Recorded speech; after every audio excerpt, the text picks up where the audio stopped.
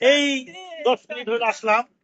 আজ থেকে 5 দিন 15 তারিখে শাওলাল উচ্চ বিদ্যালয়ের 8 পাস পড়ুয়া একটা মেয়ে ক্লাস 8-এ পড়ে। স্কুলে কি হয়েছে আমরা এতটা জানি না। মেয়েকে টিসি দেওয়া হয়েছে।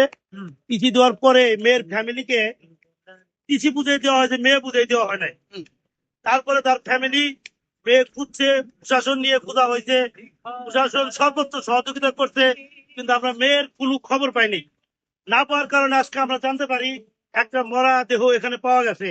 আমরা আইসা তার ফ্যামিলি 100% শিওর হয়েছি এই মেয়েটা মাহি আক্তার মাহি, এবং তার ঝুলন্ত লাশ পাওয়া গেছে 50% নাভি থেকে 50% কেটে অন্য জায়গায় রাখা হয়েছে এবং 50% ঝুলে রাখা হয়েছে।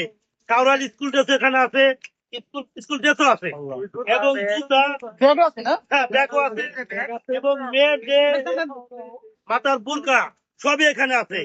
রাস্তা পছন্দ হচ্ছে, কিন্তু আমরা সর্বোচ্চ হয়েছে ইসি দেওয়ার, এবং আইনমন্ত্রী আমাদের ইঞ্জিনিয়ার মনির ইসলাম খান শান্ত ভাই উনি এটা অবগত, উনিও প্রশাসনকে বলছে, প্রশাসন সর্বোচ্চ সহযোগিতা করছে উদ্ধার করার জন্য, কিন্তু উদ্ধার করতে পারে নাই।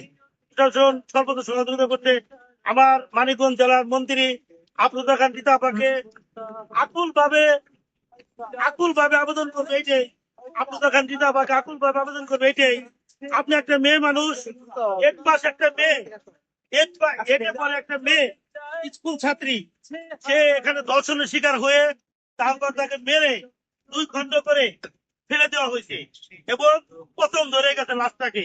আমি শুধু আমার মানিকগঞ্জ জেলা আফরোজা খান রিতা বা মন্ত্রী হিসাবে নয়, মানিকগঞ্জ জেলার গর্ব হিসাবে আমি আফরোজা খান রিতা আমার কাছে বিশেষ অনুরোধ করবো এইটার সুস্থ বিচার এবং সর্বোচ্চ কার গাফিলতি ছিল হয়েছে ইসি দেওয়ার স্কুলের বা সাওলাল স্কুলের সভাপতি বর্তমান সিঙ্গার থানা ইউনো মহোদয় কার ছিল, সবাইকে নিয়ে একটা হয়েছে ইসি দেওয়ার